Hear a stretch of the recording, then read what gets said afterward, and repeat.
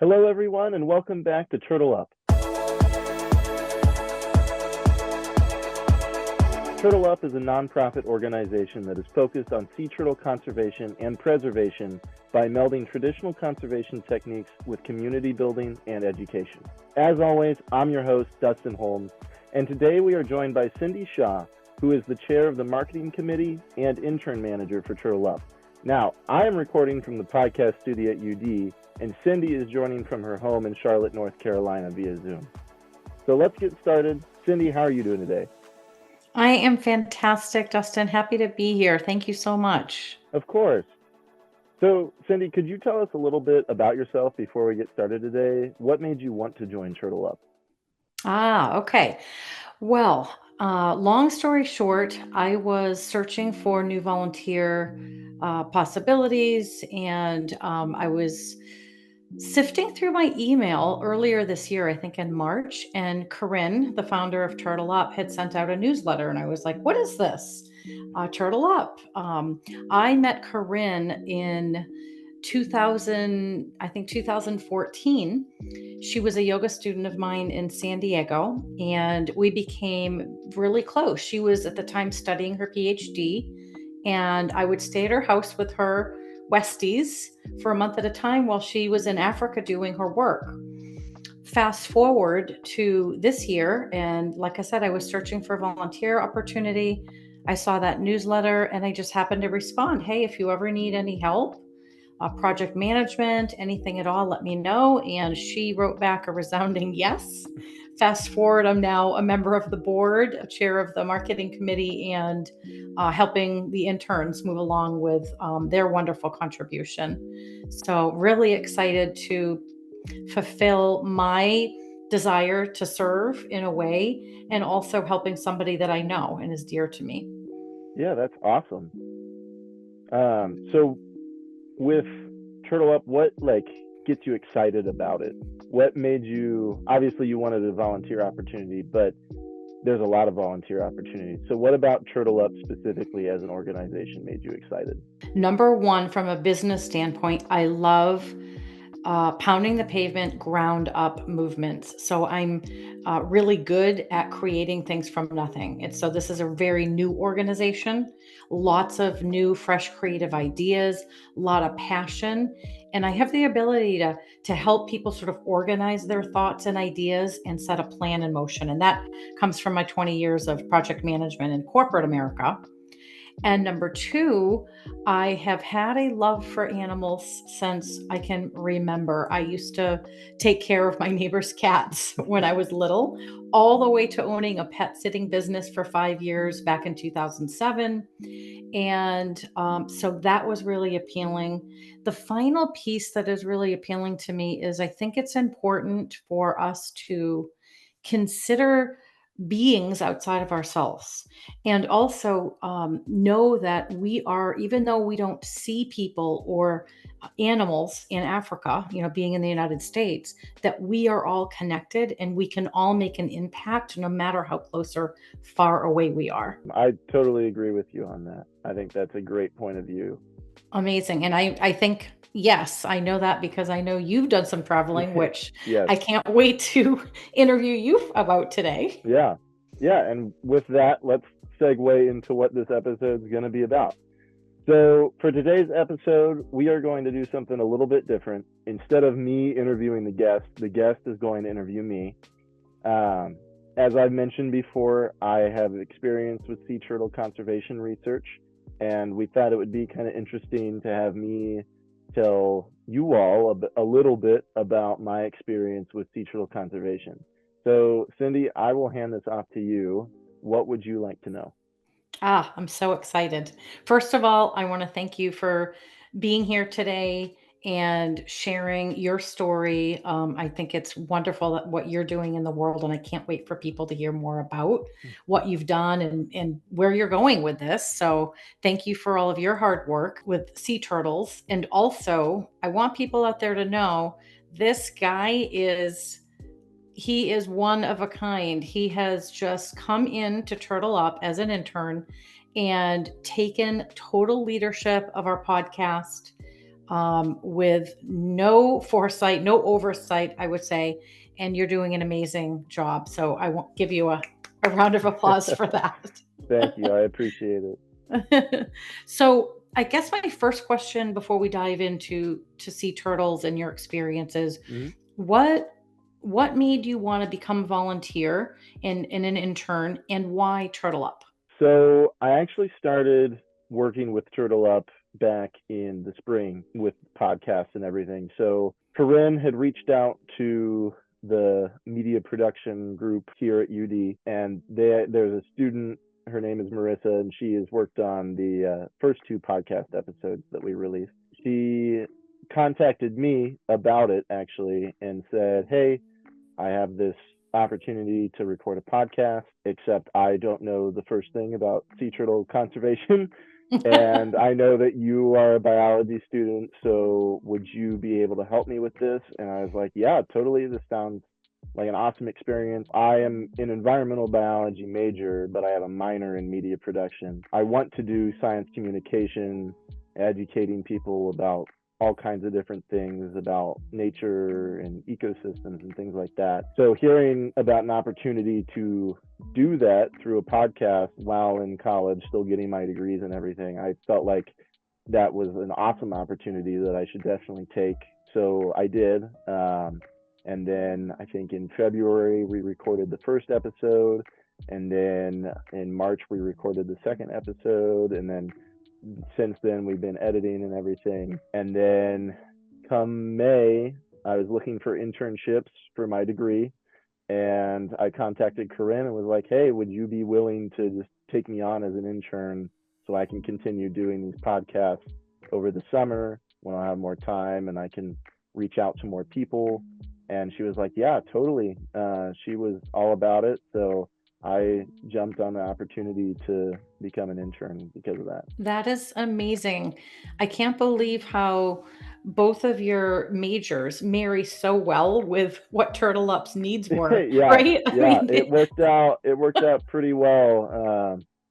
Science communication is a very needed field, but there's not a lot of people in it. So, in fact, when I was a freshman in college, I talked to the chair of the biology department and said, "Hey, this is what I want to do. I want to do documentary or TV work, talking about animals, things like that." And the first thing she said was, "So you want to do science communication? Unfortunately, we don't have that as a minor here at UD, but there are some minors similar." And I found media production, and then I talked to some more people about it, and that seemed like the best way to go. So, two very different things that combine pretty well into one if you find the right space amazing. to let it out. Yes, yes. Congratulations on that. And for those that Yeah. are listening beyond UD, in case you don't know what that is, it's University of Ohio at Dayton, right? Is University I'm of saying that? Dayton. Yeah. University of Yep. Dayton in Ohio, in the state of Ohio. Yeah. And that is actually where Corinne is an assistant professor. So that's sort of ground zero of Turtle Up, right? So there's a Yeah. lot of local interns and volunteers and board members that reside in that area. But we are, for listeners, we are looking for volunteers and potential board members that span beyond Ohio and even beyond the States and maybe even into the Ghana region in Africa. So, for people listening, or if you know somebody out there that's interested in getting involved, reach out to us. Yeah, and as we've mentioned before, Ghana is kind of the ground zero of everything we're trying to do. That's right. And then, even more ground zero is sea turtles. So, my next question for you is why sea turtles? Well, I mean, I've always loved animals, as most people do. But beyond that, marine animals have always fascinated me. Marine life in general is really cool. I mean, there's so much of it is alien to us, so different from the life that's on the surface. I think the real focus on sea turtles came when I actually went on my study abroad trip, which was in the summer of last year, so summer of 2023. I went to Mexico, and it wasn't specific to sea turtles by any means, it was a research trip where we got to go and dive at a local coral reef, and then we got to pick what we wanted to do research on. And while we were learning about it, it was also a classroom setting, so we learned about marine biology while we're picking our research and then doing it. So there was one class where we talked about sea turtles, and the beach that we were at is home to loggerhead and green sea turtles, which green sea turtles are also in Ghana, but loggerheads are not. Um, and they were like, yeah, this is prime nesting season for them. So if you go out past 12 in the morning ish, that's when they start coming up onto the beach and actually digging their nest. And we also got to see them some while we were diving. And there was one night, I think it was pretty early on in the trip, I went with a group walking along the beach to go and see the sea turtles, and we managed to find one. And it was just crazy, the size of them, because they're the biggest turtle that is alive today, and you don't really think about how big they are until you're standing in front of one and it's the size of you. What? So yeah, Really? pretty much. I mean, in length, some of them get pretty close. I mean, 4 feet in length, maybe 4.5. And I mean, they're the size of like a dinner table sometimes. So Oh my gosh, can you they are truly massive. amazing. Can you tell us the name of it again in case people want to stop and go, okay, I need to Google this. I need to see a picture. Yeah. So the first turtle that I saw was a loggerhead turtle, and loggerheads are special because of how big their head is. Their head is really big compared to the other sea turtles, and you can see the difference, especially in person. After that night, I was pretty much hooked on sea turtles from there and wanted to do some kind of research with them. The challenge being you don't see them until it's 12 o'clock or 1 o'clock Hmm. in the morning. So all of the research either had to be conducted at night, or I would have to go out really early in the morning to go and collect data. But I can get more into that as we go along. That's for the most part why I chose sea turtles. Okay, so a couple of other questions I have on that. Do you know on average how deep they dig? Because you said they can get pretty kind of down in the hole so that you might not be Yeah, able to see them. And number two, do you know how big their eggs are and what they look like when they're laying the eggs? yeah. So their holes are generally about, and I'm going to say centimeters because that's what I measured with for my research. They're generally about 30 to 40 centimeters deep. So it's not super deep. Um, it's not super deep. However, they they dig a big area. So what they do is they dig with their front fins a bit, and then they use, once they get a little bit of a hole dug that's the size of them, they do kind of more detailed work with their back fins, and will dig down even deeper. And then that's where the internal egg chamber is, where the eggs actually go. Um, so it's not like they're digging a 5 foot hole in the sand or anything like that, but they do kind of hide themselves a little bit, and the sand dunes help hide them.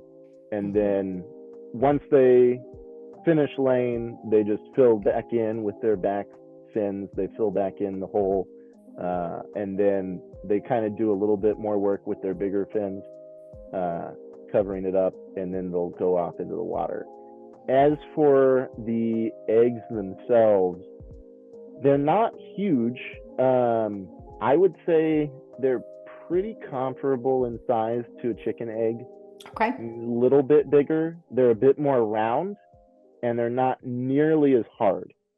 So, a Mhm. big difference between bird eggs and reptile eggs is reptile eggs are actually soft instead of hard like bird eggs. They're almost more like a rubbery texture. Oh, Yeah. okay. And my last question before we get into more of the science, do you know on average how many eggs they may lay? So it can vary, but they generally lay about 100 eggs. They lay a lot, and the reason why is because of all of the predatory pressure that they have against them as babies. So I think I've heard a figure where it said one in every 100 baby sea turtles will make it to adulthood or Wow. even make it out of the nest. Um, and a lot of the nests get destroyed even before the sea turtles hatch.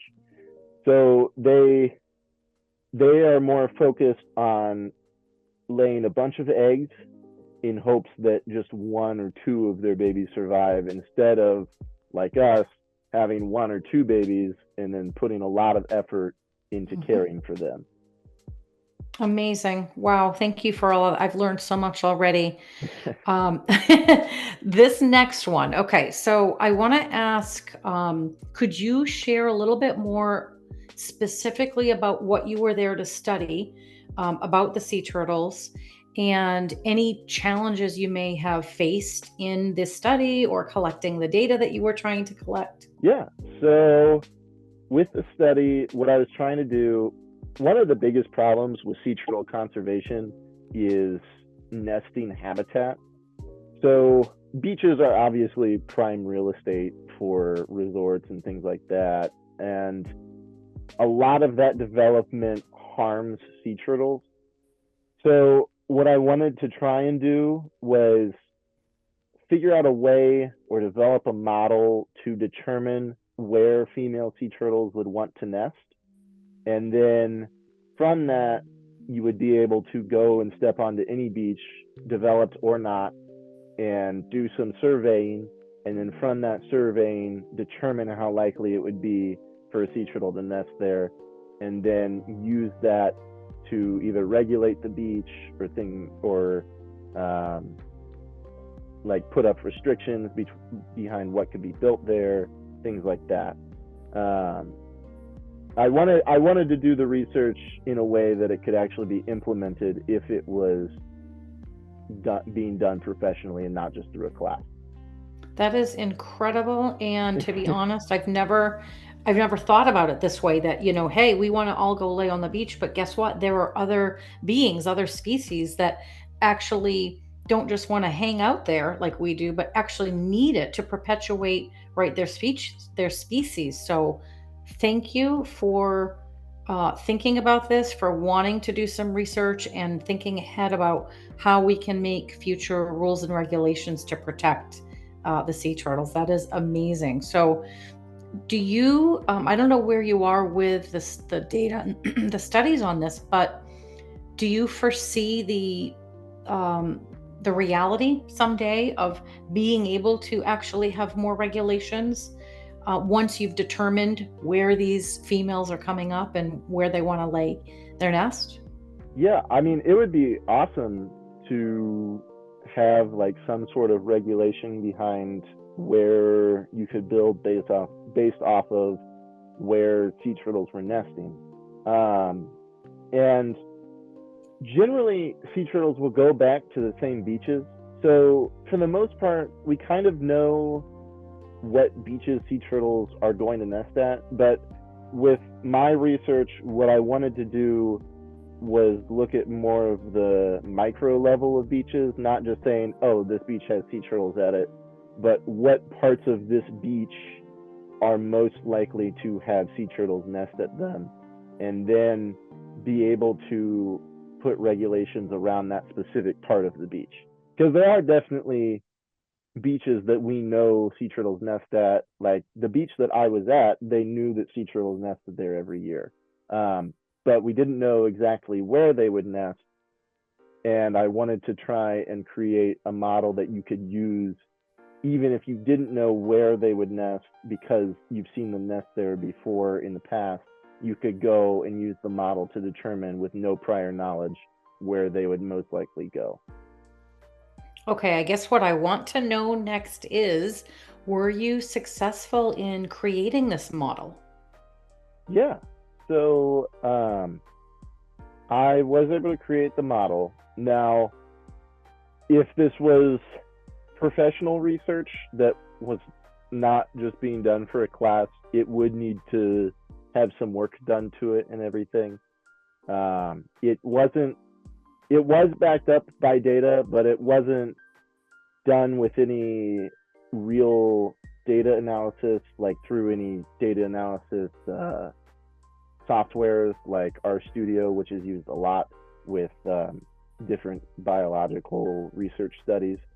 So while it is somewhat backed up by data, it might not be the most accurate. So if it was going to be implemented as something that was being used for regulation or anything like that, it would need to be redone.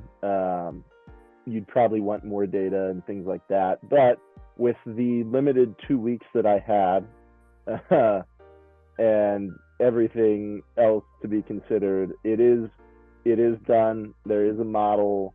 I was able to do it, and based off of the data, it would accurately show you where sea turtles would nest on a beach. Wow, that is amazing inside 2 weeks. So I guess my next question would be, not having been in college for a long time now, um, is there ever a possibility that anybody, you or anyone else, might take somebody's college study and move it into a more professional realm where more data could be collected and it could actually turn into a working professional model? So, I mean, it's definitely possible. I have the research paper that I wrote up for the class and everything. The great thing about science is that it's made to be duplicated. Theoretically, anybody should be able to read my research paper and then duplicate what I did and get their own data, and then they can add on to it to make it more professional, per se, more fleshed out. It's really up to whether I end up getting into that area of study and I am able to take it to the next step, or if somebody else was able to find it. I mean, it's not, by no means did I write a publishable paper for a 2 week course, but if somebody managed to find it somehow, or if I sent it to them and they wanted to continue it, yeah, there's no reason why somebody wouldn't be able to do more with it. Just amazing. So it's just a start. I think I want to know, what was your biggest challenge that you faced in collecting the data you were going for? So there was a few. The most obvious challenge is that the data that I'm looking to collect is being done early in the morning. To be able to still participate in the class and not become a nocturnal creature, I decided that instead of going out at 12 a.m. and staying up until 6 a.m., I was going to wake up at 6 a.m. and go out and collect my data then. The reason why, and the reason why it works, is because sea turtles leave pretty identifiable tracks in the Hmm. sand when they go to nest. Sometimes you can track them all the way from where they came up out of the water all the way to where they looked around to dig a nest. If they dug a nest, you can see where they dug, and then you can see where they went back into the ocean. Now, the problem is that once a bunch of people show up and move around the sand and everything, you can't find those tracks. So you do have to wake up early still, but I didn't have to stay up all night to go and get my data. So what I did was I went out at 6 a.m. I would walk up and down the beach, look for any new nests, and it was pretty easy to figure out what was a new nest because, like I said, the sand gets shifted around so much on the surface. It was pretty obvious when a new sea turtle had shown up. And then I would take all of the different variables that I needed, which were temperature. So I took a thermometer. It kind of looks like a turkey thermometer that you use at Thanksgiving, but a little bit bigger. So what I would do first is I would find the nest. I would put it in GPS. So I had a GPS map. I think I used an app called Gaia GPS, which let me put down little waypoints wasn't the most accurate, but it was good enough to find the nest again if I needed to. And I could export it into Google Earth, which let me kind of get a full overview of all the nests and everything. And then once I had the GPS mark, I would dig a hole off to the side of the nest because I am not qualified, nor did I want to dig up sea turtle eggs. So I dug a little bit to the edge of where the hole was so I wouldn't damage the nest at all. I didn't want to damage it at all for a school project, essentially. So I dug a little bit to the side of the nest. I would dig down about 30 or 40 centimeters, and I measured that with a tape. So that's about at the depth where the eggs would be. And then once I did that, I would place the thermometer at the bottom and take the temperature at the egg chamber height, or depth, I should say. And then I would record that. I also did soil sorting, which soil sorting is basically like the grain size of the sand. All of these variables were, some of them were ones that we know sea turtles are affected by, and other ones were things that I selected that maybe they look for, maybe they don't, because we kind of don't know everything that goes into what makes them select their specific nest site. You can observe them doing a lot of different things, like you can see them sticking their nose down in sand for a little bit and sitting there while they're trying to choose their nest site, but we don't know if they're looking for a specific smell, if they're trying to test the moisture, anything like that. So I picked soil sorting because I thought maybe that would have some sort of effect, whether it be on how easy it is to dig the nest or what holds moisture better. Who knows what it could do for the nest, but I thought that might be important. I also did debris coverage around the area. This was kind of an arbitrary number based off of what I believed it looked like. So I did debris coverage from like 0 up to, I think, greater than 30%. And then I did artificial light measurement, which again, I didn't have any light sensors or anything like that. So it was once again more of an arbitrary number just based off of what I was looking at. And then I also did beach furniture presence, whether it be none, whether it be obstructing but immovable, or obstructing but it could be moved, because a lot of the sea turtles would actually crawl up, and if they found a spot under beach furniture that they liked, they would actually just move the beach furniture. Like I said, they're big animals, and they do have quite a bit of power behind them. So even a big like lay down beach chair, they could still move that out of the way if they wanted to put their nest there. And they did. I think I have a picture somewhere on my phone, and if I find it, I'll put it in the podcast episode. But I think I have a picture on my phone somewhere of one of the sea turtles, that not the sea turtle itself, but where it had moved some furniture around. So those were most of the variables that I chose. I think that was all that went into the model itself. Okay, thank you for explaining that. That's wonderful. I think I have a couple final questions for you. Yeah. I'm very curious to know if you would share your favorite and your least favorite part of the research or the trip. So my favorite part of the trip, I think I have two favorites. One was the fact that I got to dive every day, which if you've never had the experience of diving, I highly recommend it. If you're able to do it, it is an awesome experience. It really, I feel like it's the best way to connect to the ocean and kind of like understand why we should conserve it, because you are in it and you are swimming around with all of the different creatures, whether they be sea turtles, rays, fish, everything like that. You feel like you're a part of that ecosystem. So that was one of my favorite parts. And then I would say my second favorite part was being able to see the sea turtles in person and actually get up close to them, as opposed to just seeing a video of them nesting online or in a documentary or something, because it was truly a different experience from just watching it on a video or movie. I can't even imagine, but I hope to have it be a reality someday. Yeah, That's amazing. yeah, it is Um, awesome. And then for my least favorite, I would say waking up early in the morning. I am not a morning person, so I had to force myself out of bed every morning to go and take the data.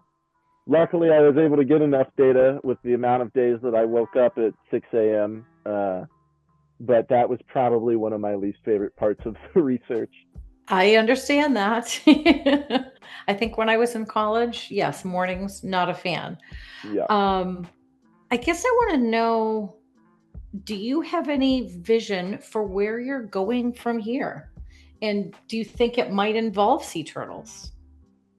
Um, so my vision per se is to do science communication. I would love to do work with documentaries or TV. Hmm. I think podcasts are a great new medium, but I think truly my heart lies with visual media and actually Hmm. going out there and filming these things in person and being able to interact with them. But I think that is truly the magic behind science communication, is that you get to take someone from anywhere in the world to anywhere that you are in the world and show them what you are seeing and give them these experiences, even if it's vicariously through the video. They still get to experience that, and I think that's what's really important about science communication and why I want to do it. I love that. And that can be a first step for people that are young or people that just haven't had the opportunity to travel and see different cultures in different marine or animal life, right, in other parts of the world. And also, that could be sort of spearhead togetherness, right? How my behaviors here in this place can directly impact something, right, in another part of the world.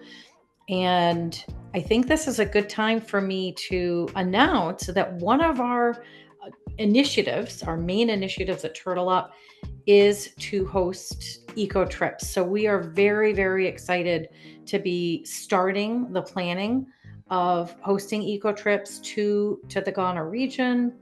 And if anybody out there is interested, a college student, gap year student is where we're bringing our primary focus. But if you're an adult and you want to go on an adult trip, we're looking at that opportunity as well. So if you're interested out there, shoot us an email at info@turtleup.org and we can give you some information and you can get on a wait list and maybe come on our very first eco trip. While I have not been on a trip to Ghana or anything, with the experience that I have from my trip to Mexico, I think it would be a great experience for anybody that has the ability to go and do it. Not to hype it up too much or anything, but I would say, I mean, something like that could be life changing for a person to go and do, uh, because of the immersion with both nature, getting to see these amazing things, and also being able to immerse yourself in a different community. It's a great experience for anybody to have. 100% Dustin. And I want to thank you for all of your stories today, for the insight, what it's like to be around sea turtles, study sea turtles. And it's been an absolute pleasure hosting today and being with you. And it was great having you on as well. Thank you. It's been fun. Well, thank you, Cindy, for those wonderful questions. I hope you all enjoyed hearing about what it's like to research sea turtles. And with any luck, maybe one of you listeners will be inspired to do the same. Now, as always, we are going to end with a little sea turtle fun fact. For today's fun fact, did you know that green sea turtles are green because of what they eat? Their diet primarily consists of seagrasses and algae, which gives their skin a greenish color. Well, that's all we have for today, folks. Thank you so much for joining us on another episode of Turtle Up, and thank you to Cindy Shaw for conducting such a great interview. If you liked what you saw today, please be sure to like, comment, and subscribe. See you next time.